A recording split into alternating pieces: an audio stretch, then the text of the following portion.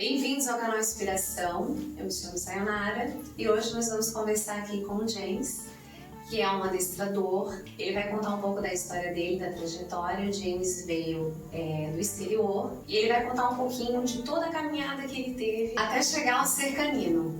Hoje aqui com a gente também a gente tem o Leandro Marcucci, do Planeta Catarina, que vai trabalhar com a gente aqui também, vai fazer as perguntas e a gente vai fazer um bate-papo bem legal.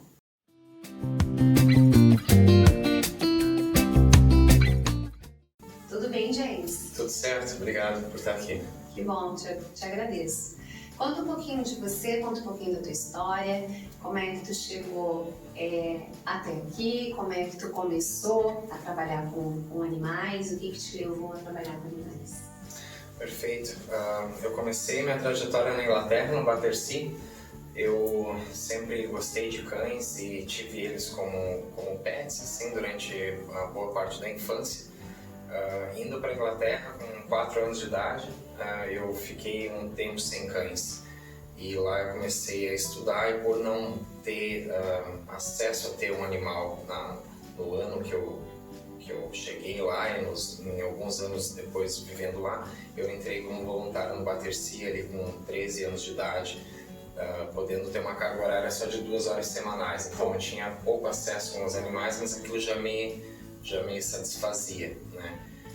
Conforme o passar do tempo, palestras e estudos lá dentro, eu fui e ingressei como efetivo dentro do Battersea, cuidando da manutenção dos cães que vinham resgatados e do trabalho de alguns animais que estavam ali na corda bamba em relação a serem eutanasiados ou não, devido ao Dangerous Dogs Act que a Inglaterra fez em 91, banindo algumas raças de cães, American Pitbull Terrier, Dogo argentino, o Fila também foi incluso, e uma raça do Japão, Tosa Inu. Trabalhei com eles por mais ou menos 4 anos. No mesmo tempo que ainda fazia trabalhos no Battersea, comecei a trabalhar com outros órgãos na Inglaterra, como o Dogs Trust e no RSPCA também, onde eu ajudava a preparar e selecionar cães que vinham de resgate, tanto de maus tratos ou canis clandestinos, que eram depois condicionados ali, preparados para a polícia, Scotland Yard. Experiência de vida, assim. Nossa! Bem legal. Gente Nossa, do céu, já é. quase parei aqui de fazer entrevista e deixar sair ele falar. Vamos deixar, já conta a tua história de vida, 2 horas e meia. Ó, massa, cara. Nossa, quanta Bem experiência! estreando, hein? Quantos anos você tem, James? Eu tô com 32 anos. Nossa, eu ia dizer que tu tinha uns 80 já depois de tudo isso. Pô, que legal, cara. Que Não, e é uma legal. experiência que é tua, ninguém vai te tirar isso, né? Nossa. Então, todo conhecimento que tu aprendeu, porque tu tá num país de ponta, que é a Inglaterra. Sim. Então, provavelmente eu li algumas coisas a respeito, as coisas funcionam. Sim. E é muito rígido em alguns aspectos, principalmente a questão animal, né? Tem uma legislação, né? Bem Ou tô forte. enganado? Não, bem forte. A legislação em relação ao bem-estar animal, ela começou em 1835, quando foi banida a luta de cães contra animais. Antes disso existia era uma lei bem primitiva, assim, que todos os animais de açougue tinham que ter sido abatidos por contato animal. Nossa. Então a Rainha Elizabeth fez a proibição disso em 1835 com o Cruelty to Animals Act, que foi feito em 1835. Como é o nome do primeiro nome? Cruelty to Animals Act.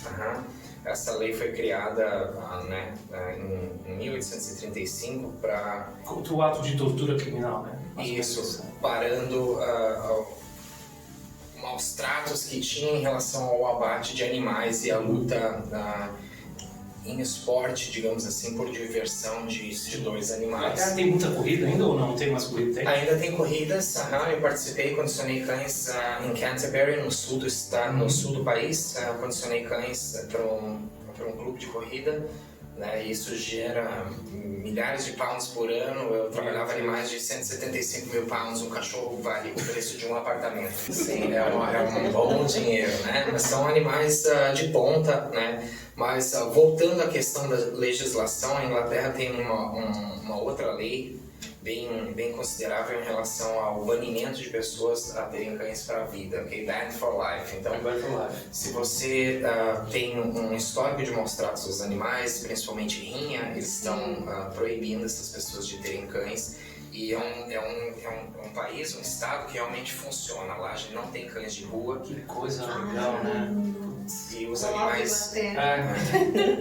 Animais híbridos, que nem a gente tem muitos aqui no Brasil, que podiam ser revertidos para trabalhar com a polícia, estão sendo desperdiçados às vezes em ONGs, ou os animais estão parando em abrigos e não estão tendo acesso a prestar esse serviço. O Estado compra animais para fazer o seu trabalho de guarda e a parte de sinofilia. Então eu acho que isso é uma coisa que a gente podia aprender com eles e utilizar os animais que a gente já tem, ao invés de trazer cães da Bélgica e outras partes que eles trazem para o Brasil. E é um projeto, gente, olha aí, ele já deu uma ideia muito legal, né? Falar com o governo do estado, com os próprios prefeitos, né? Para implantar essa ideia. Por que não começar aqui no estado de Santa Catarina? Né? Bem interessante, a gente inclusive pode aprender com a experiência do James para implantar isso aqui. Olha, o que ele falou é muito importante. Além dele ter experiência, ele vivenciou isso lá na Inglaterra e funciona muito bem, né, James? Sim. Então a gente podia estar implantando isso aqui junto com a polícia que trabalha com os cães, porque é muito importante o trabalho dos cães, a gente sabe disso. Inclusive, eu acho que teve uma reportagem de eles usando um cachorro sem raça, que ele era altamente... ele tinha um faro enorme para farejador, né? Eu me vi muito bom, excelente. E que deu um banho nos cachorros que eles já tinham ali preparados. De rua estava muito mais. Nossa, muito! Digamos, com a aptidão desenvolvida naturalmente, sem ter um treinamento. Já imagina treinando, imagina treinando. Exatamente. Muitas vezes as pessoas em geral, o Estado, ou pessoas que querem ter um pet, eles vão muito pela raça. A raça, né? Ela é só uma roupa, nem todos os cães de uma raça específica, para um trabalho específico, conseguem desempenhar o papel, né? Então a gente tem que buscar compatibilidade e ter em mente o que a gente precisa que aquele animal dê de volta em relação a trabalho. Você né? acha que todo cão, aproveitando esse gancho, todo cão consegue ser adestrado? Todo? Ou tem alguma raça que se diga, não, essa é mais difícil, existem as mais fáceis ou não? Sim, com certeza. O adestramento é um ensinamento de posturas, né? Eu sou comportamentalista pelo Battersea, eu trabalho em questão de comportamento animal. Adestramentos são posturas, senta, deita, rola, cachorro. Mecânico, né? Isso é bem diferente. Repetição, né? As tendências que a gente encontra em animais mais fáceis de serem condicionados são animais tipo pastor, que trabalham em conjunto com a pessoa já há muitos anos. A gente vê aí mais de 2.000 anos de trabalho em conjunto com a pessoa, a formação dessas raças, e um trabalho muito específico que não demanda que o animal entre em conflito com outros animais, que não demanda que ele seja tão cabeça dura. Por exemplo, antes o moço estava me falando ali sobre o filhote dele da American Pitbull Terrier, que é muito teimoso. Essa teimosia era necessária para a prova original que o cachorro foi criado para fazer, e não é a luta de cães, tá?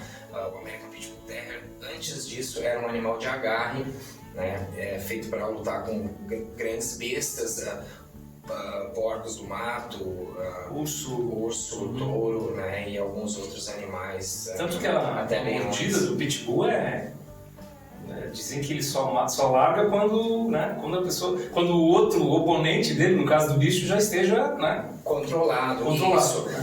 Essa seleção genética desses animais foi feita através de escolher animais com grande tolerância e grande resistência à dor, né? Porque mesmo se ele estivesse recebendo um bashing, uma punição do outro animal, ele não ia soltar aquele animal e assim a pessoa ter... Por exemplo, assim, uma pessoa na Idade Média não tem penicilina, ok? Touros soltos na rua é um problema, pode atropelar uma pessoa e matar. Então esses animais tinham um trabalho fundamental de controlar grandes feras.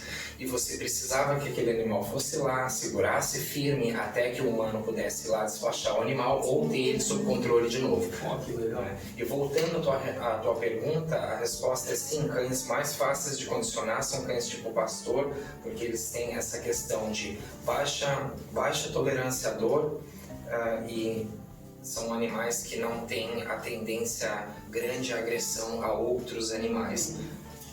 Uma pergunta que eu queria te fazer em relação a isso, que a gente está falando dessa questão da agressividade, de raças, né? E a gente entrou na questão do pitbull, né? Por exemplo, hoje aqui em São José é proibido a criação de pitbulls. É proibido, praticamente proibido por lei. Não pode ser criado pitbulls aqui em São José. Da raça, né? Pitbull, Red Nose, não pode. Se existir algum criador clandestino, ou até mesmo com registro, vai ser multado, né? Vai receber penalidade porque não pode. Justamente por causa dessa questão da agressividade, James, que a gente queria conversar contigo em relação a isso.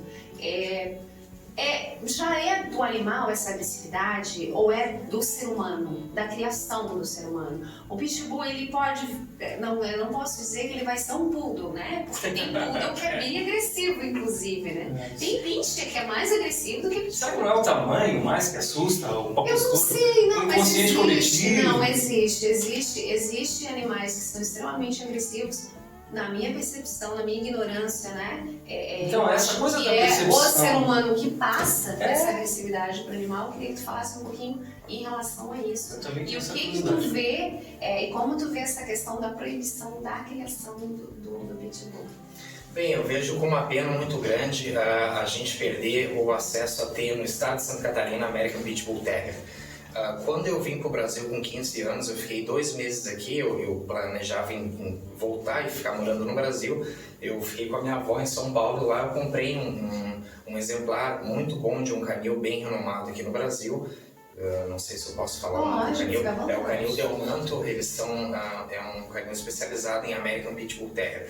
Uma coisa que a gente tem que levar em consideração é que esses cães que eles estão mostrando hoje como pitbulls, isso não é um termo genérico, não é um American Pitbull Terrier, tá? Eu já sabia da proibição naquela época, se eu não me engano foi em 98, já havia proibição no estado de Santa Catarina em relação à venda de American Pitbull Terrier. Tanto é que hoje é muito difícil, muito raro você encontrar um verdadeiro American Pitbull Terrier aqui no estado de Santa Catarina. Geralmente eles são animais que vieram com pessoas de outros estados, se misturam, né? E se misturam. Pitbull raiz, né? Isso, Não é um pitbull Nutella. Não é um pitbull Nutella. Infelizmente, o que aconteceu com o pitbull hoje e uma raça bem próxima, que é o American Bully, as pessoas cruzaram animais que têm uma outra carga genética. Isso é bem importante a gente falar, porque eu já tive exemplares que eu criei desde que nasceram até mais ou menos 6 meses de idade e tinha de tudo, animais que não iam reagir quando eles eram atacados, mas também animais que não podiam ver o outro cão do outro lado da rua que já queriam brigar. É uma questão de carga genética e não é uma coisa que a pessoa faz, mas é uma coisa do indivíduo, do cachorro. Pô, é como se fosse uma personalidade do cachorro. Isso, é um temperamento, exatamente, é um temperamento. Só que é o seguinte, verdadeiros American Pitbull Terrier, eles não são agressivos com pessoas, porque eles têm na carga genética isso de ser manuseado por pessoas e lutarem contra outros animais. Então, pensa na seguinte situação, você está numa caixa, lutando o teu cachorro e ele precisa ser solto do outro cachorro. Se o teu animal agride o juiz da luta, digamos assim, ou qualquer um participante ali, você já é desqualificado. Então, animais que têm uma agressão com pessoas, animais American Pitbull Terrier, eles não participavam de programas de cruza, né? Alguns eram usados na guarda, outros eram eutanasiados, né? Vamos falar bem a verdade aqui.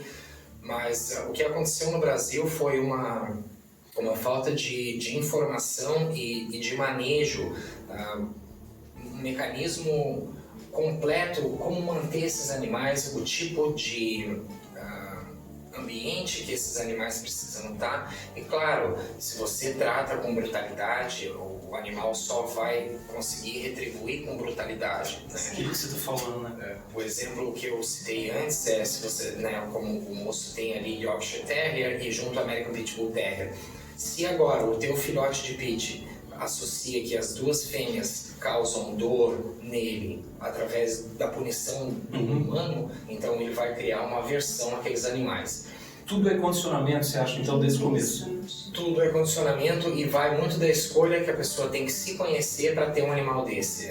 Geralmente são animais com bastante atividade física, tem que ser uma pessoa atlética, ele vai demandar atividade física. Sim. Dos 4 meses até os 14 anos de idade. Nossa. É um animal que você não pode só pegar e deixar em casa e achar que sair para trabalhar, chegou à noite... tudo vai ficar bem, então os móveis não vão ser destruídos, né? A pessoa precisa ter um ambiente apropriado para ter eles. Mas é uma raça muito bacana, que eu gosto muito por essa questão de ser um animal que tem mais tendência à agressão a outros animais e são bons com pessoas. Hoje em dia, há 20 anos atrás, eu passava e via American Pitbull Terrier sozinho no pátio. Hoje a gente vê eles com múltiplos cães, então a genética mudou, as pessoas cruzam sem ter conhecimento e entendimento desses dois tipos de impulsos, né?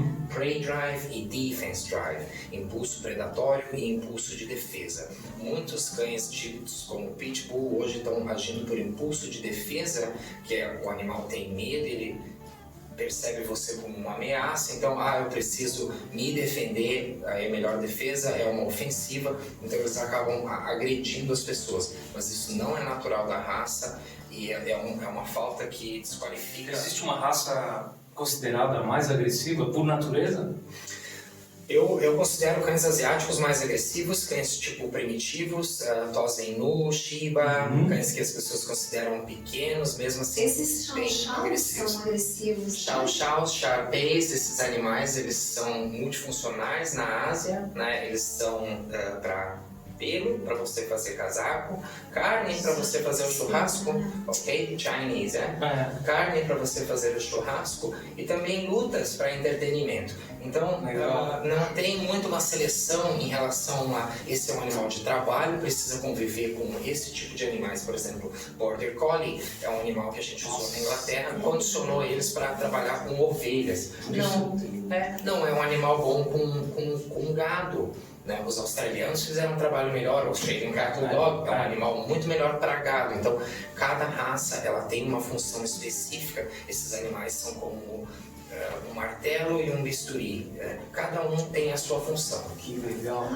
Que show isso daqui. Eu tô adorando essa entrevista, sim, gente. Sim.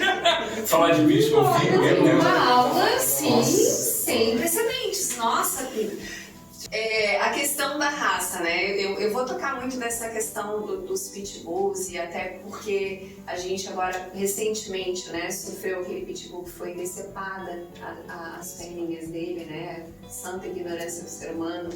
Esses animais, eles são feitos em laboratório, que todo mundo fala, né? O Pitbull é uma raça que foi criada em laboratório, né? Tem umas polêmicas e uns achismos por aí, né? Então, você que tem essa experiência em relação a isso, sabe qual é a questão da descendência desses animais, pode falar um pouquinho pra gente sobre isso? E essa questão da agressividade, como tu colocou, né? Que agora tu já até explicou na realidade, né? Porque esse Pitbull, ele pulava o muro para atacar o outro cachorro, né? Foi por isso que o humano foi lá e cortou as pernas do Pitbull. Nossa, que absurdo isso. Mostra uma falta de entendimento da pessoa em relação à carga genética desse animal, né? Então, que nem voltando à pergunta que você fez antes em relação a tem animais que não podem ser treinados? Não, todos podem ser treinados, todos podem ser condicionados. Porém, você não consegue treinar fora a genética do animal.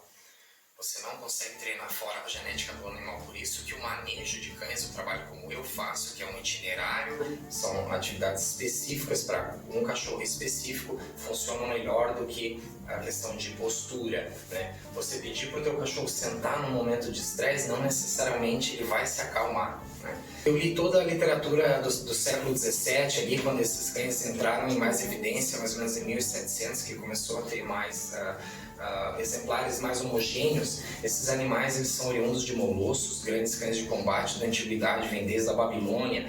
Eles foram reduzindo o tamanho e adaptando esses animais para diferentes atividades, né?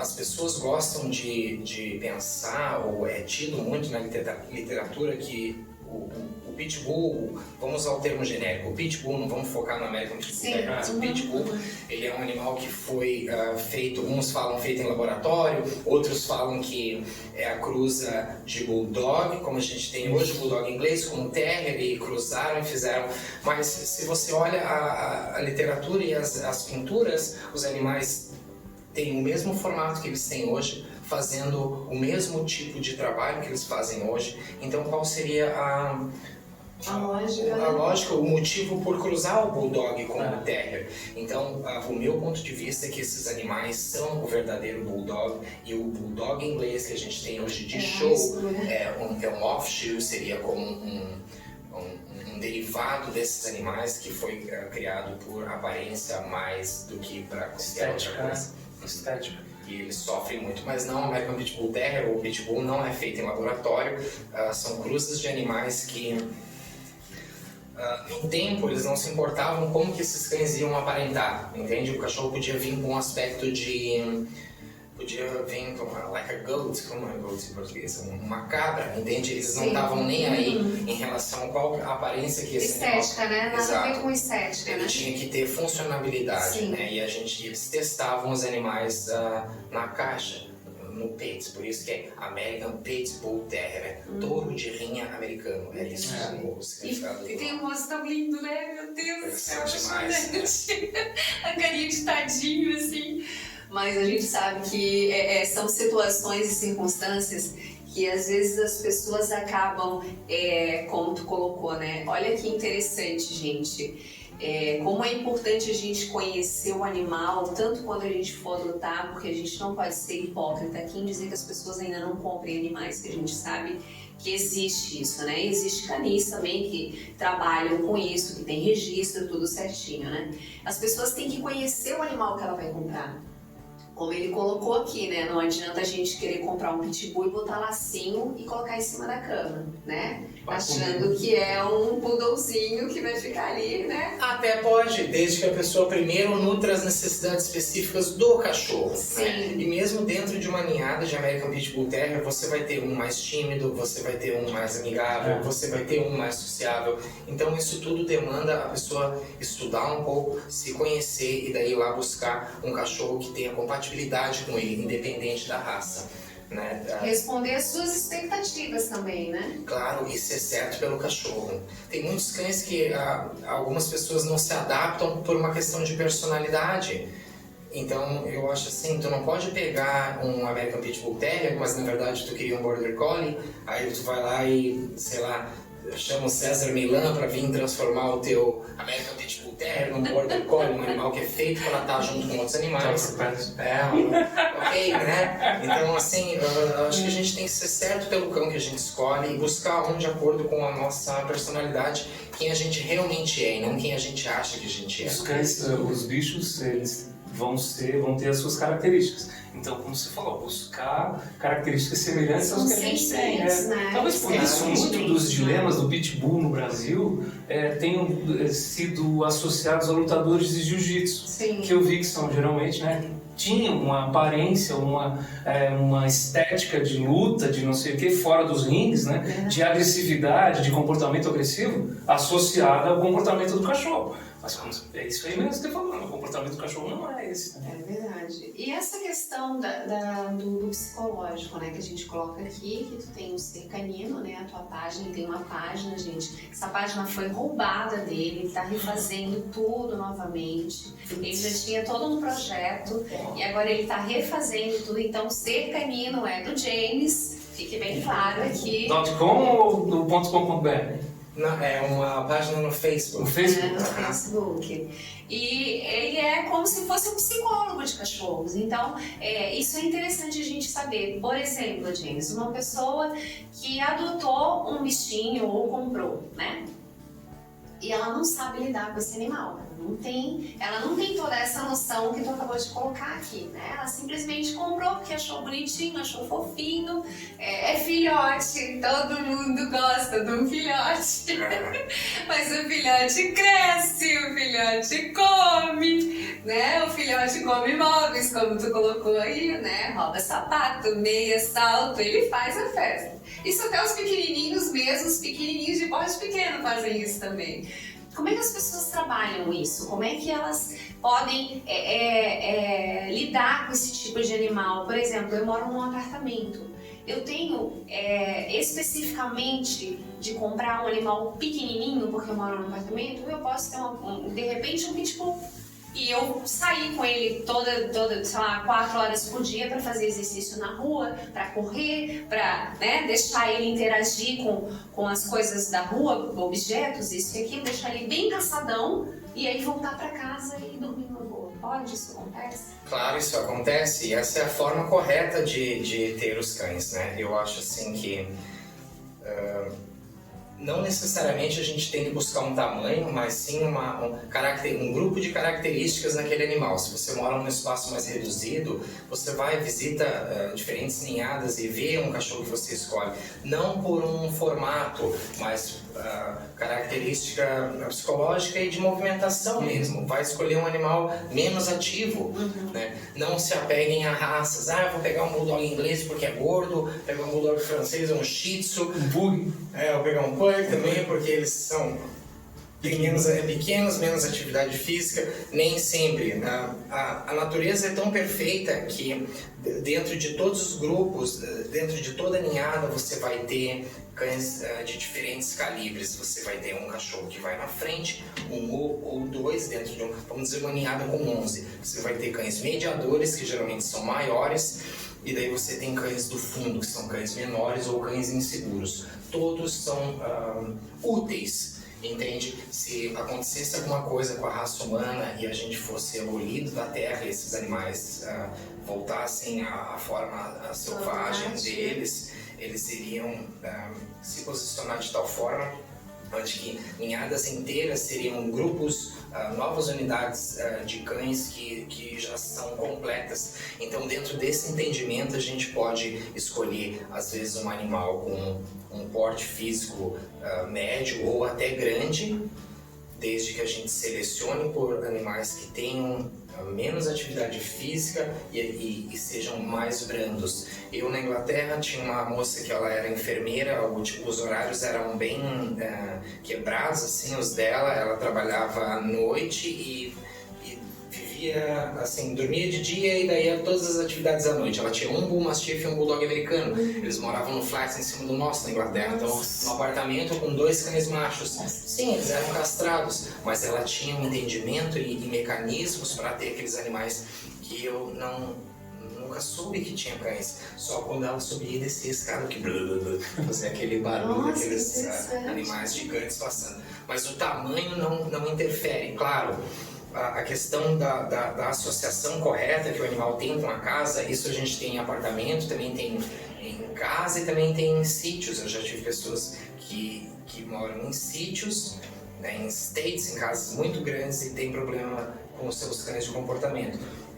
O mais importante é a gente fazer atividade diária com o nosso cachorro e daí guiar ele até dentro de casa para que ele associe que ali é um local de descanso. Como a gente entra numa festa, a gente entra de uma forma. E quando a gente entra numa igreja ou num masjid, a gente entra de outra forma. Então a chegada em casa teria que ser como a chegada num templo, numa igreja, né, de uma forma calma. E o animal consegue fazer essa associação desde que o corpo esteja cansado. Então, para tu tocar a mente do animal, precisa cansar o corpo, né?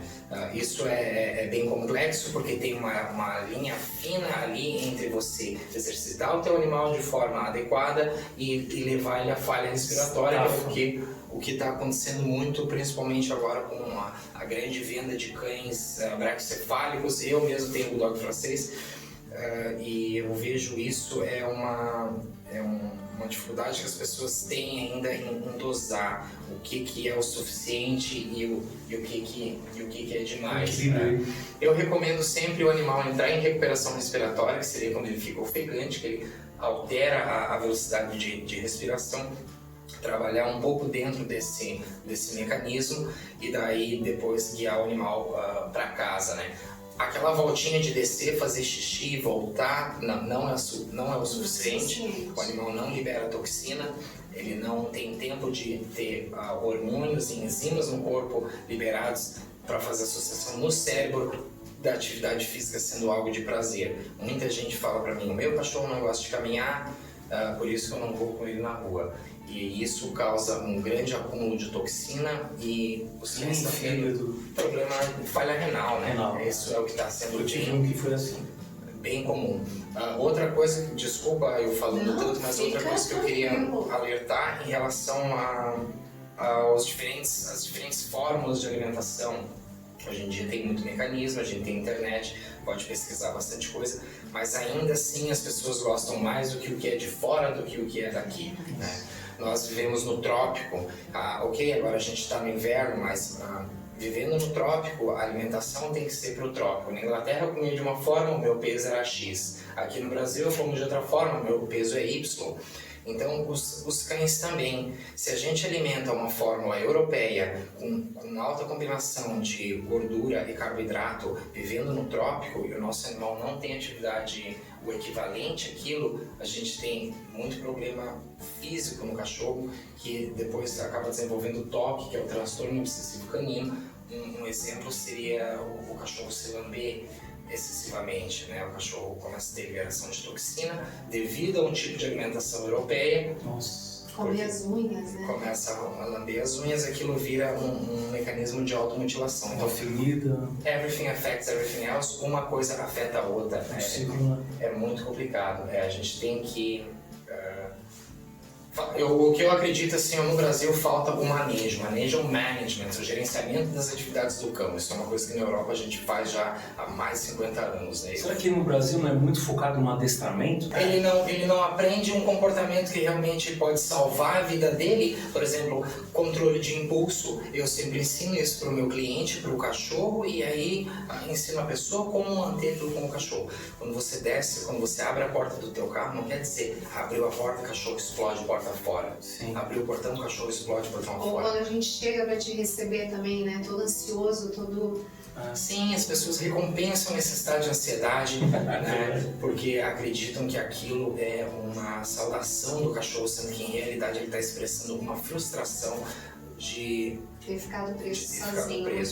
Se você observar a interação que um cachorro tem com o outro, quando ele chega, ele pode até fazer uma festinha, mas é muito sutil e geralmente não acontece os esbarros e o choque corporal como acontece com pessoas. Isso é visto como grande desrespeito entre os cães. Então, a gente aprendendo a ser mais cachorro na interação com eles, fica tudo mais fácil. Vamos aprender com os bichinhos, hein? Então, é interessante saber essa questão toda, né? Até aproveitando o gancho da nossa conversa, tu está colocando a questão, né, dos animais, da receptividade das pessoas quando chegam, do animal quando sai de algum local ou quando ele adentra algum local. Até para corroborar com o teu trabalho. Como seria então essas pessoas que já têm esses animais, né? Uma coisa é as pessoas que vão adquirir um animal, que vão adotar, e aquelas que já têm e que passam por tudo isso. Como é que elas podem resolver esse problema? Existe um tratamento, existe uma terapia, existe um treinamento, né, que é o teu trabalho em si. Essas pessoas, se elas te procurarem, elas vão conseguir solucionar os problemas dela? Ou melhor, tu dá uma consultoria, caso a pessoa, eu quero comprar um cachorro. Tu me indica qual é o cachorro que eu devo comprar? Qual é o cachorro que eu tenho um sítio, eu tenho um apartamento, eu tenho uma residência que tem outros animais, eu tenho uma residência que tem animais, crianças e idosos. Então, como que é o teu trabalho em relação a isso? É bem importante essa questão das pessoas pensarem esses múltiplos fatores aí que você citou, Sayonara. A maioria das pessoas não pensam, vão e buscam um animal por impulso. Quem já tem um animal com algum tipo de tendência, isso pode ser revertido, porque a beleza dos cães e dos animais em geral é que eles não estão preocupados na conta que eles têm que pagar, nem na prova que eles têm que fazer. Eles estão aqui e agora. Então a mudança comportamental acontece no ato. E o meu programa ele funciona da seguinte forma: eu vou, ensino a pessoa como fazer, o cachorro faz para mim, aí ele faz para a pessoa, eu ensino a pessoa como fazer. E o programa, você segue e você tem resultado. É como perder peso, como uma dieta. Não perde peso só lendo a dieta. Então tem que agir em relação às atitudes que o cachorro tá mostrando. Sem dor, sem punir o animal, né? Mas também a gente tem que entender que a gente tem que saber dizer não para eles, né? Mesmo que de uma forma que não machuque, porque é difícil as pessoas associarem a disciplina e regras com uma coisa prazerosa, mas salva a vida do cachorro. É que existe o reforço positivo e o reforço negativo. Os certeza. dois são reforços, né? Mas você pode reforçar negativamente ou positivamente, né? Que é o que se estuda até na psicologia. Com certeza. Isso é importante fazer nos bichos, né? Como se eles fossem humanos, porque até alguns demonstram as atitudes e emoções muito mais que muitos humanos. Né? Então, É verdade. isso é uma coisa importante. Nessa questão que você colocou aí, né? De escolha, né? De escolher um animal, de se adaptar ao animal. Volto à pergunta. Como a pessoa pode lidar com isso? Por exemplo, né? Existe a situação do abandono. Muito grande. No Brasil. Aquela pessoa que... Eu não vou nem falar dos que já estão na rua, dos abandonados, dos cachorros sem raça definida. Mas de raça mesmo. Porque eu já vi vários pitbulls, americans, York. Até York eu já vi pessoas abandonando. Então, assim, é uma situação muito complicada, porque além da questão que a gente já falou com outros protetores aqui, né, do gasto, que a gente não tem o hospital veterinário gratuito, que a gente não tem suporte, às vezes, do próprio poder público para dar estrutura para essas pessoas que tratam esses animais conseguirem, de repente, fazer um trabalho como o teu, né, de adequação, de ressocialização do animal, e vão lá e abandonam. Certo, o que eu vejo em relação ao abandono é o seguinte: as pessoas têm um cachorro que morde eles na face, agride outros membros da família, mas eles amam o cachorro, ok? Certo. Então é mais fácil a pessoa se livrar daquele animal, extraviar o cachorro ou abandonar o cachorro por questões mais fúteis, de ele estragar alguma coisa na tua casa, ou algum toque, ou transtorno obsessivo canino, que ele gira, ou que ele late. Eu vejo mais abandono por questões fúteis do que realmente situações sérias e graves. Então a maior parte dos animais que a gente tem na rua, eles têm problemas leves comportamentais. Você não vai encontrar um animal de rua agressivo a ponto de ir caçar uma pessoa e abater uma pessoa na rua ou outro animal. É muito difícil, as pessoas convivem e amam esses cães. Eu trabalhei cães que morderam a face do próprio dono, eles amam esses cães, tem eles até hoje. Nossa. Ok? Mas quando... antes, aqui no Brasil não é tanto, mas na Inglaterra, assim, ó, dependendo de como eu faço a minha abordagem, como eu falo com a pessoa, eu já imagino uma seringa gigantesca de eutanol em cima da cabeça do cara, porque se eu for errado com aquela pessoa, ou eu deixar ela triste, ela vai eutanasiar aquele animal, entende? Então, no meu ponto de vista, todos os cães têm existe uma forma para a gente mudar para ter a modificação comportamental, existe uma fórmula adequada para cada cachorro. Perfeito. Mas isso demanda a atividade da pessoa. Sim. E se você realmente quer o cachorro. Eu percebo o teu trabalho muito próximo do mentoring e do coaching. Sim, porque é o coaching. Sim, né? Que é até original da Inglaterra, então o coach vem de lá, né? E isso é muito mais do que adestrar. Sim. Muito mais. O adestramento ele foca só em condicionamento operante, que é o animal faz uma postura e daí você recompensa. Aqui no Brasil eles usaram o clicker training de forma muito popular, é um mecanismo que não é eficaz. Eu gostaria de deixar claro isso e vou explicar o porquê. Clicker Training foi desenvolvido nos Estados Unidos por uma senhora chamada Karen Pryor. Ela escreveu um livro chamado Don't Shoot the Dog, é a bíblia de quem faz condicionamento clássico de cães. E essa moça, ela identificou que o clicker atravessava a água. Então, os cães não são animais aquáticos, eles não vivem em tanque e eles vivem em grupos. Ou grupos com pessoas ou com outros animais. A gente entende? Quando você tem um animal aquático, um mamífero aquático dentro de um tanque selado e ele está com fome e você dá o clique, aquilo atravessa a água, ele escuta, ele reproduz um comportamento, você nutre com comida, esse é o condicionamento operante. As pessoas usam o mesmo mecanismo para trabalhar comportamento de cães. Só que nem todos têm o timing, o tempo certo e a coordenação motora para dar o clique e dar a recompensa na hora certa. Sim. Um caso, uma vez eu estava fazendo um atendimento no Abraão e eu olhei do outro lado da rua, num momento de intervalo, um moço passando com eu acho que era uma Golden ou um Labrador, ela era grande assim, dourada, era um Golden ou um Labrador, não pude ver direito. E ele tinha um clicker na mão e fez clique, clique, clique, clique, e no momento do clicker a cachorra cheirava a parede. Então agora para aquele animal, clique, clique significa cheira a parede. Você acabou de quebrar o condicionamento clássico que o teu treinador fez em 8 semanas, né? Então assim, gente, let's be real, né? Vamos ser realistas, usar o mecanismo correto com esses animais. Eles não são de tanque e eles vivem em conjunto. Então, usar o clicker training para modificação comportamental ou para robotizar ele de alguma forma, eu acho assim, subestimar a inteligência do cachorro e muitas vezes você acaba andando para trás porque alguém trabalhou o teu animal de uma forma específica. E daí, sem o conhecimento adequado e a precisão de tempo, você acaba quebrando aquele condicionamento. Por isso, a abordagem de gerenciamento das atividades é mais eficaz, ela não deixa o animal robótico, ela promove plenitude no animal, porque ele tem acesso à migração diária, contato com outros animais e pessoas. Prazer natural, né? Um prazer natural. E em relação a filhotes, gente, todos os veterinários estão dizendo assim, segura teu filhote em casa, segura teu filhote em casa. O teu filho, tu não vai caminhar com ele na rua, na praça, para ele ver outras pessoas, né? Claro, não vai levar o filhote na sujeira, mas o período crítico de socialização já está no fim quando as pessoas começam. Elas pegam um cachorro com 60 dias, com 8 semanas com 16 semanas, os primeiros 4 meses de vida, esse é o período crítico de socialização. Por favor, me corrija se estiver errado, mas em relação a humanos, eu acredito que é 7 anos de idade.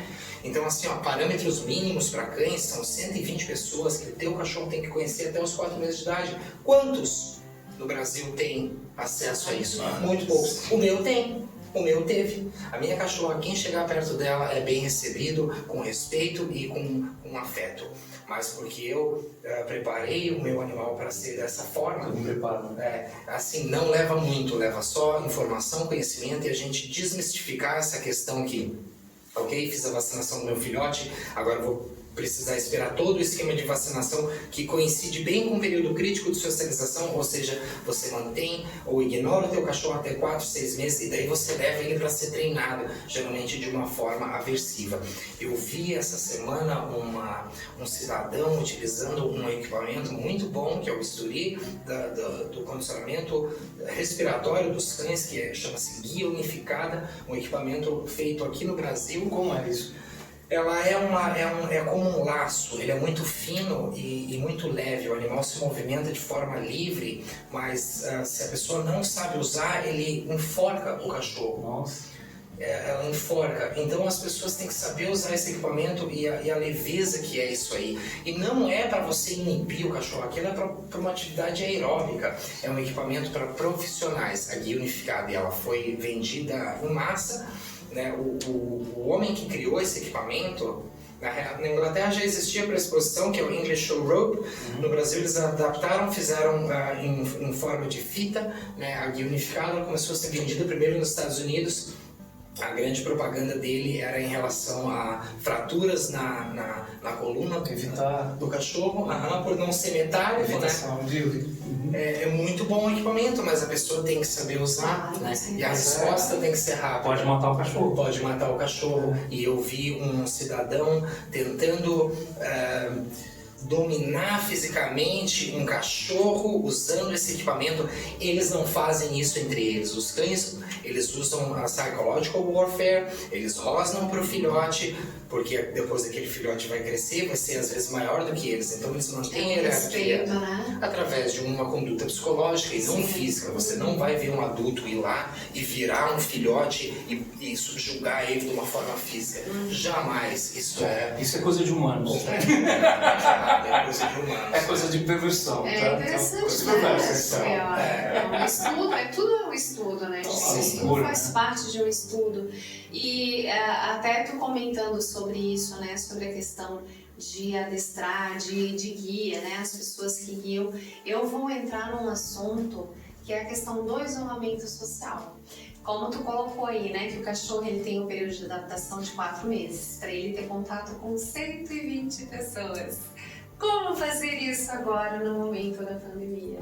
Eu comprei um filhote, eu tô aqui com um filhote de 1 mês, né, 30 dias, 45 dias que geralmente eles entregam, né, de 45 a 60 dias, como tu colocou. E agora eu tenho esse período de 4 meses para ter contato com essas 120 pessoas. E se eu sou um neurótico que tem que ficar passando mal com o cachorro o tempo inteiro, o cachorro entrou, passo mal, o cachorro saiu, passo mal. Como é que eu vou fazer isso? Me explica. É complicado, mas tem solução. A gente pode circular com o animal em diferentes áreas, né? Não necessariamente ele precisa ser tocado, mas ele precisa ter acesso a ver essas pessoas, preferencialmente. Como o meu mentor Ian Dunbar ensinou a gente no Battersea e como é aplicado o mecanismo, você faz festas na sua casa, claro, agora com a pandemia não é possível, mas você faz festas na sua casa e todo mundo tem acesso a ir lá, cumprimentar o filhote, levantar ele do chão, isso é muito importante, né? E depois recompensar um estado, não uma postura. Estado, isso. Quando o filhote está calmo, você recompensa aquele estado e não uma postura. Muitos cães estão sentados, mas eles estão assim, frenético, ele já quer sair. Então, esse não é. Então, você aguarda isso. Quando ele relaxar, você recompensa. Vai da família, eu acho, né? Vai da família, literalmente, eu digo, né? De quem tá cuidando do bicho. É uma coisa assim, é quase como é um filho. É um filho canino, né? Quando a família muda e entende a abordagem, entende que é uma espécie diferente, trabalhar cães, ou interagir com um cachorro, como a gente interage com uma criança, ele sendo adulto, ele sendo filhote, seria o equivalente a interagir com um infanto como se ele fosse um frango. Gente, eu sei que parece bem chocante isso, mas é a verdade. É a verdade, é uma outra espécie. Sim, eles são mamíferos que circulam em grupos e caçam durante o dia. Essa foi a maior junção que teve do homem com o cachorro, né? O homem primitivo não tinha mecanismo nem intelecto para condicionar cães e domesticar. Os cães se domesticaram. Teve um senhor na Índia, que ele é inglês, ele foi na Índia no lixão e ele comprovou isso através de uma experiência simples. Ele ia e jogava o alimento e os cães mais assustados e agressivos iam mais longe do alimento, os mais sociáveis ficavam mais próximos, esses conseguiam se alimentar e reproduzir. Assim houve a domesticação ali 200 mil, 180 mil anos atrás. E os gatos? Aproveitando para te perguntar, como é os gatos? Tem gente que prefere gato do que cachorro. O gato é mais independente, o gato é um animal singular, né? Tem um manejo específico e o gato é muito mais simples para a vida moderna e atribulada que é das pessoas hoje. Se você tem um gato, não demanda tanto a atividade física, sim, é importante que você interaja com o gato, mas basicamente o gato a gente faz uma configuração na casa que seja um ambiente um pouco mais vertical. O gato gosta de vertical. Alimentos em partes altas, água em parte alta, o pote de água menor do que o tamanho da cabeça do gato, isso é muito importante. Tem vários detalhes em relação a ter o gato. Inclusive eu estou indo adotar um agora, depois que eu sair daqui. Sim, eu gosto muito também de gato. Eu tive gato na Inglaterra, não foi uma experiência tão boa assim, porque eu peguei ela muito jovem, fiz condicionamento clássico, minha gata era mansa demais, e um dia quando entraram na nossa casa em Liverpool, roubaram essa minha gata, que era um British Shorthair, é tipo um bulldog dos gatos na Inglaterra. Então eu fiquei um pouco traumatizado com gato. Complicado, né? Tipo, meu Deus, pegue coisas materiais, deixa o gato. Mas o gato é um ser muito de fácil adaptação à casa, desde que a gente mantenha esse esquema de deixar as coisas na vertical. Ai, mas James, eu vou discordar de ti só numa coisinha. Existe tanto gato Garfield que gosta de ficar o dia inteiro deitado. Sim. Eu tinha um que eu fiquei 18 anos com ele. Cara, é sério isso, gente. O passarinho comia do lado dele, o passarinho perturbava ele. Ele não fazia absolutamente nada. É o próprio gato. Ele não caçava nada, É aquela ele raça, não queria saber a raça de do nada. gato, Olha, incrível. Ele era um Himalaia. Himalaia, isso aí. E ele não queria saber de nada, assim, mas extremamente carinhoso. Eu nunca vi, porque aqui a gente até fala, né? Quando na minha família que a gente adota os bichos, os cachorros não são cachorros, os gatos não são gatos, eles se trocam de personalidade. É incrível. O Himalaia e o Persa são gatos muito bacanas porque eles têm uma seleção através de temperamento. Isso é muito pouco feito em gatos, né? Múltiplos raças de cães a gente tem essa seleção de temperamento, o próprio American Pit Bull Terrier ali, outras raças também têm essa seleção em temperamento, mas os gatos Himalaia e Persa, eles são realmente os bulldogs, digamos assim, dos gatos, né? São animais brandos com pessoas, né? De fácil socialização ali com pessoas. E em relação ao teu Garfield, ele era um nível baixo de energia, ele era um mais calmo. A questão energética dos animais a gente não deve ver como uma coisa esotérica. Ou ruim, né? Mas como assim, a eletricidade que corre dentro da musculatura. Isso faz um indivíduo ser mais ativo que o outro. Sim. Né? Então é uma questão de ciência, não tanto de esoterismo. Eu vejo pessoas tipo César Millan falam em energia, as pessoas ficam... preciso meditar e tal, é uma questão elétrica. Os gatos são espirituais, vem espíritos. Não, mas aí já é outro esquema, Eu acredito, mas eu não posso falar isso porque não tem fato científico, sim, né? mas é uma questão interessante assim que a gente está colocando, né? Da questão do temperamento dos animais, né? Agora foi comprovado, né, que eles são seres sencientes, né? Que têm sentimentos. Está na veia, tá? Exatamente. Então, assim, a gente sabe que tudo isso é muito importante, a questão da técnica, do treinamento, do preparo, mas se a gente não tiver o amor pelo animal, né, eu acho que isso é primordial, né? A gente tendo o amor pelo animal, transmite isso para ele, que ele é perceptível de entender que a gente, que nós o amamos, que a gente quer o bem dele, que se ele veio morar na minha casa, ele está fazendo parte da minha família, né? Isso é importante das pessoas também entenderem isso, né? De não comprar um animal como um objeto. É uma coisa que eu tenho muita curiosidade, e que há muito tempo eu tive muitas sensações, não sei porque que as pessoas falavam isso pra gente e a gente acaba passando isso para o animal, ou se realmente isso é verdade. Por exemplo, essa questão de que o animal sabe quando a gente está com medo dele. Ele sabe que você está com medo dele, por isso que ele está te rosnando. Ele te atacou porque ele sabia que ele sentiu que tu tem medo. Ou que tu vai fazer alguma coisa de maldade, ou coisa assim. Isso existe? Né? Se você correr, o cachorro te morde, fica parado, nem pisca. Porque se tu correr, ou se tu suar, ele te ataca.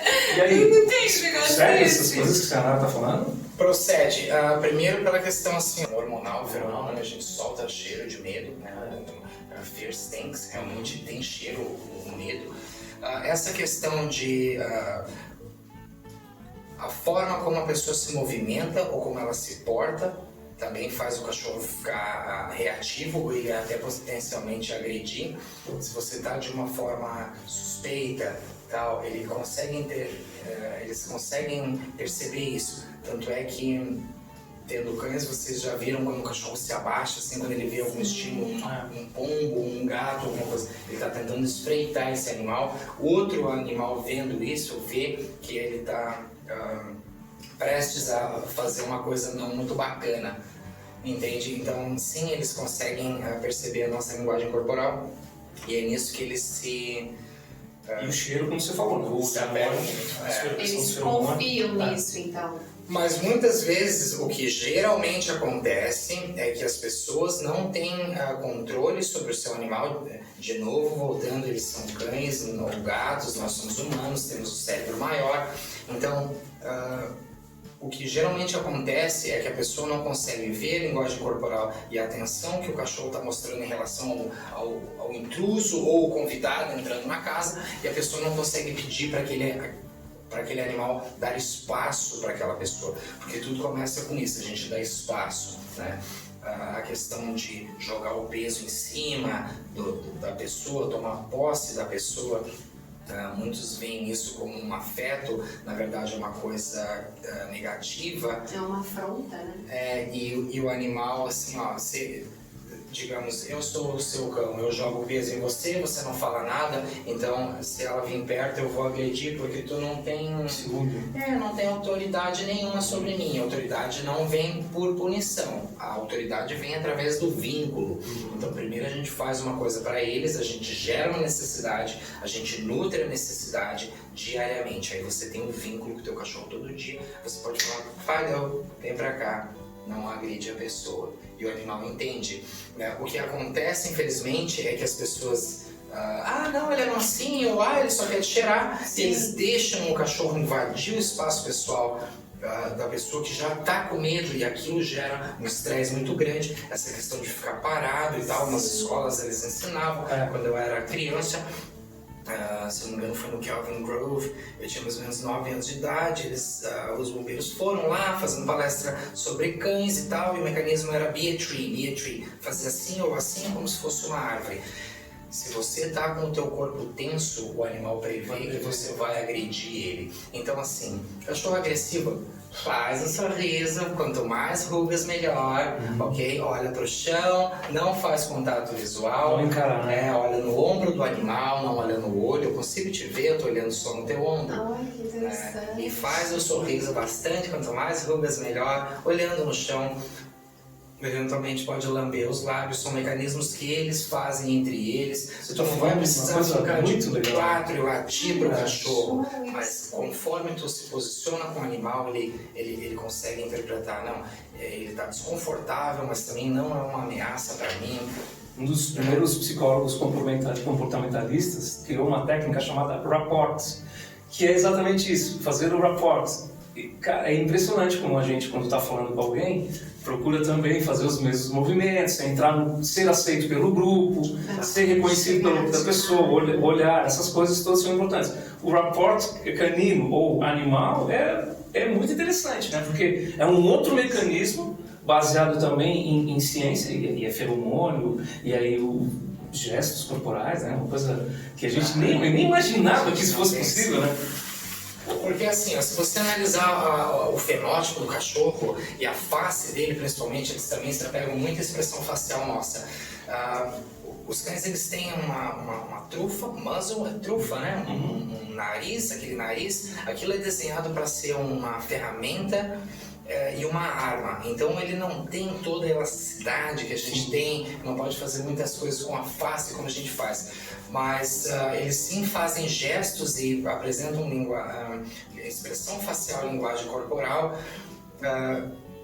e conseguem perceber das pessoas, entende? Então se você está tenso em alguma situação, ou se você projeta algum tipo de expressão facial, o cachorro consegue perceber. Estado tensional, né?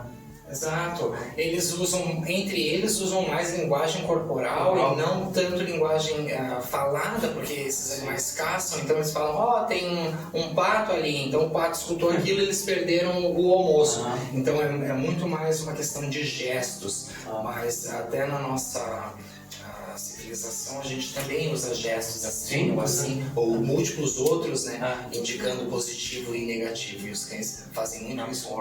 Não, e ele aqui agora falando de pato, eu me lembrei que tem gente que usa ganso como cães de guarda, né? Sim, literalmente, sim, né? Eles são fazendas. Exato. Fazem bastante Eles barulho. defendem mesmo os proprietários, eles se apegam à casa, né? Eles fazem realmente o papel do cachorro, né? Interessante. Que legal. Então, nossa, nosso papo tá muito bom, a conversa tá show Chegamos de em bola. 47 Eu tô adorando. Uma coisa que eu quero deixar claro aqui, que o James, além de ser psicólogo de cachorro, ele é de gente também. Porque tem que trabalhar. Eu já vou até aconselhar ele, James, quando tu for atender um animal, fala assim: não, mas primeiro eu vou fazer uns 3 meses de treinamento com você. Aí a gente te treina pra gente poder treinar o animal. Porque como tu falou, né? Às vezes é muito se torna fácil treinar o animal, mas o animal volta pra casa do proprietário e ele se perde completamente. Porque o proprietário ele não aprende, né? Ele não entende, o tutor, o cuidador, ele não sabe como lidar com o animal. Por mais que o animal foi adestrado, foi preparado para aquele ambiente, ele não sabe trabalhar. Então é importante as pessoas saberem que elas também precisam, né? Não literalmente serem adestradas, né? Que eu coloquei aqui. Olha, alguns sim. Justamente. Mas elas precisam disso, né? Elas precisam ter essa noção, né? Que não é só simplesmente, então agora que tá todo mundo aqui, eu garanto que muita gente vai te procurar, meu Deus. Mas assim, já entender que, gente, não é que ele vai pegar o animal, vai fazer o adestramento do animal e pronto, resolveu o problema da tua vida. Não, mas nem assim. Não, eu ensino a pessoa como ter o cachorro e após isso eu escrevo um documento. E nesse documento ele é específico para cada animal, para cada família, né? A abordagem que eu teria com o seu cachorro, por exemplo, se ele fosse meu, ia ser X, porque a minha rotina é de tal forma, entende? Então eu faço o planejamento e o itinerário, o KEEP, né, baseado na rotina da pessoa e nas tendências que o cachorro mostra, mas é voltado ao bem-estar, porque se o cachorro está bem, ele não te dá problema comportamental. Esses são sinais de frustração, é um pedido de socorro que o animal está tendo. E muita gente interpreta isso, ele está tentando ser dominante. Gente, a gente é dominante porque a gente oferece o alimento. Sim. Só a partir disso já você é dominante sobre qualquer cachorro no mundo, ok? A hora que você pega aquele pedaço de bacon, o cachorro sabe quem você é. Então, assim, a gente tem que tirar isso de que os cães tentam dominar a gente. Isso é uma visão errada. A gente domina eles pela questão que a gente tem uma pergunta para finalizar para o Planeta Catarina aqui. Cão que late não morde? Cão que late não morde é uma boa pergunta. Porque em inglês eu sei que tem uma frase parecida. Sim. A demonstração de ameaça, né? Eles fazem sim. Muitos estão antecipando uma mordida. Então esse é um aviso. Isso, cão que late não morde. Antes, calma, daqui a pouco ele morde. Um aviso que ele tá chegando lá, Os cães, eles não mordem a gente. As pessoas são mais reativas que os cães, leva pouco pra tu me dar um soco na cara, por exemplo. Sim. Falar algumas coisas aqui, tu vai me agredir. Os cães, eles toleram muitos erros humanos e eles são tão compreensíveis, digamos assim, eles deixam passar tantas coisas. Para você ser mordido por um cachorro, você tem que ter passado vários limites. Eles têm uma resistência à agressão com humanos devido a todo o processo de autodomesticação e interação com o humano e trabalho com o humano muito grande. Mas sim, cão que late, morde.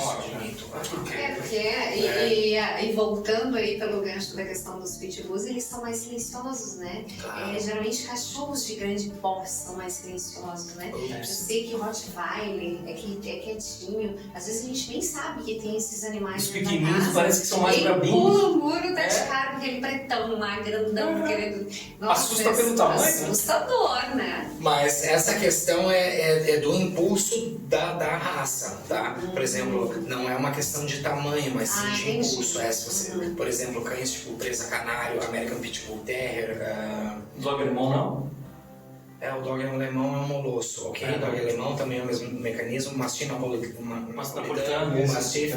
Esses cães, eles são primariamente de agarre, então eles não têm threat display, que é demonstração de ameaça, ele vai chegar e vai grudar. Grudou. Ok, vai grudar. Por isso que eu não recomendo usar American Pitbull Terrier na proteção pessoal. Eles são muito eficazes, sim, mas ele não vai te dar demonstração de ameaça que um Malinois vai fazer, que o Doberman vai fazer, que o Rottweiler vai fazer. Que o pastor alemão vai fazer, porque eles avisam, back off, give me space, né? Pra trás, me dá espaço.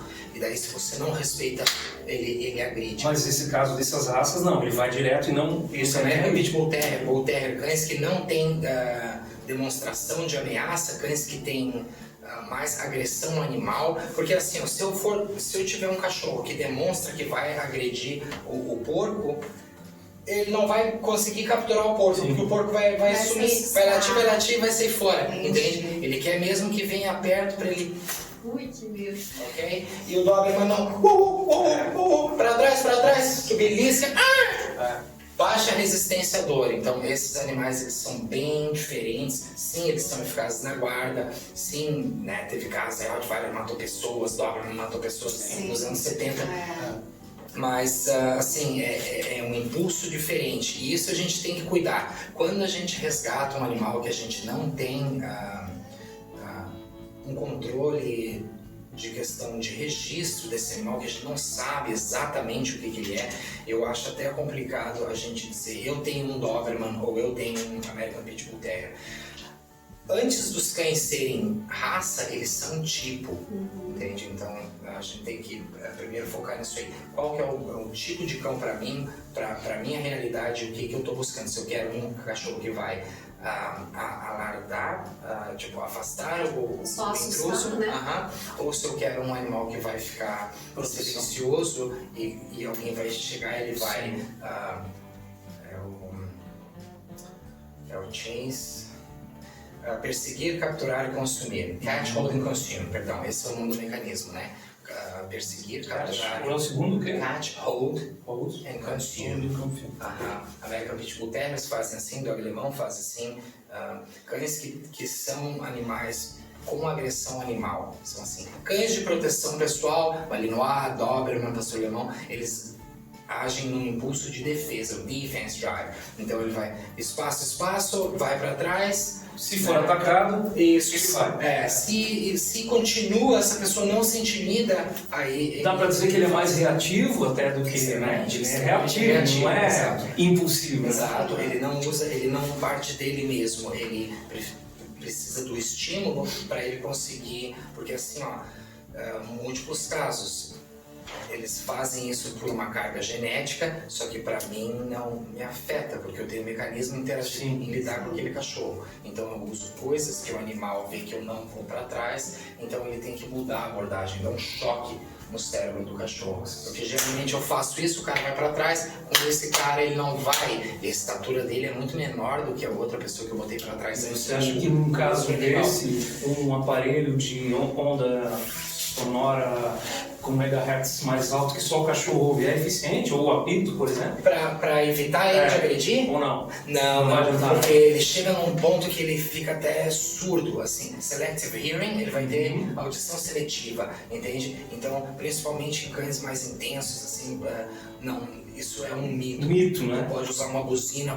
Mais um mito. Tanto que eles jogam água, fazem tudo. Isso, quando o cachorro gruda no outro, né? Eles batem no cachorro. Gente, não é assim. Não adianta. A gente usa um mecanismo chamado breaking stick, que se difundiu ali em pessoas que fazem o catching, que é agarrar porcos nos Estados Unidos, e na Argentina também estão fazendo, mas muito também na rinha de cães. Desculpa voltar esse aspecto, mas a gente precisa saber. Quando os seus dois cães entraram em conflito e um segurou o outro, tu não puxa a pata de trás causando desprazer no teu cachorro, tu não surra o teu cachorro, tu para eles de se movimentarem e você enfia uma madeira aqui e como se fosse uma chave, você abre, dá a folga e tira um cachorro que está grudado no outro. Essa é a forma que a gente tem para desconectar os cães. Exatamente.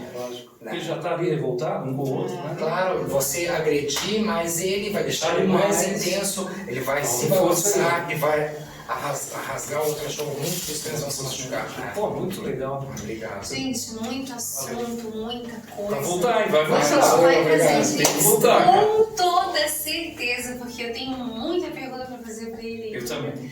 Mas a gente já está finalizando nosso bate-papo. Nem foi uma entrevista, né, gente? Foi mais um bate-papo. Na realidade, foi um aprendizado, Nossa, né? Porque a gente aprendeu muito em pouquíssimo tempo. Quem quiser conhecer mais o trabalho do James, conhecer aí a página do Ser Canino, que ele está arrumando ainda, né, James? Eu não sei como ela se apresenta, mas se você digitar lá o Ser Canino, tem um Bull Terrier, um desenho de um Bull Terrier, tem no Instagram também. A página do Instagram eu consegui colocar um pouco mais de material que ela fez. Só para colocar, sabe mesmo, arroba Instagram? Eu acho que é só o Ser Canino, daí o arroba Instagram, arroba Ser Canino. Se colocar o hashtag Ser Canino também já te encontra. Também encontra. Muito legal. Então quem quiser o contato do James, quem quiser conhecer o trabalho do James, então é só colocar ali hashtag Ser Canino ou a própria Ser Canino, né? Procurar na pesquisa ali que eu acho que já vai encontrar o desenho do Pitbull ali. A gente queria agradecer a presença do James aqui no canal Inspiração, a presença do Leandro também, que ajudou muito, né? Porque imagina, 2 psicólogos conversando junto, eu já até me senti meio Eu tô fora, eu perdida. sou jornalista. Mas interessante, assim, quero perguntar muito mais sobre muitas questões também que agora tem tendências que estão começando agora a chegar, a questão de hospital, receber animais dentro de hospitais, né, com tratamento, ecoterapia. Então existe muita coisa, o lado bom disso, que as pessoas ainda estão aprendendo a lidar, né? E a gente vai voltar contigo. Por favor, James. Leandro, se quiser falar alguma coisa também. Obrigado por aprendizado. Muito obrigado. Se quiser falar alguma coisa, James, para encerrar. Eu queria só tocar nessa questão dos animais indo a hospitais. Isso é muito bacana, porque foi comprovado já em questão de exame de sangue, tanto com a pessoa quanto com o cachorro. Quando você faz contato visual com o teu cachorro, você toca, você libera ocitocina. É um hormônio muito positivo ali, que faz o vínculo. O hormônio da mamãe e da gravidez. O hormônio da mamãe. Ai, muito bom, encerrou bonitinho, gente. Obrigada quem gostou, curte, compartilha, faz os seus comentários. Se tiver alguma pergunta para fazer pro James, quiser colocar no canal, também pode colocar que a gente reporta para ele vai responder com o maior carinho, né, James? E quem quiser entrar em contato com o James também é só procurar ele lá. Valeu, gente. Obrigada.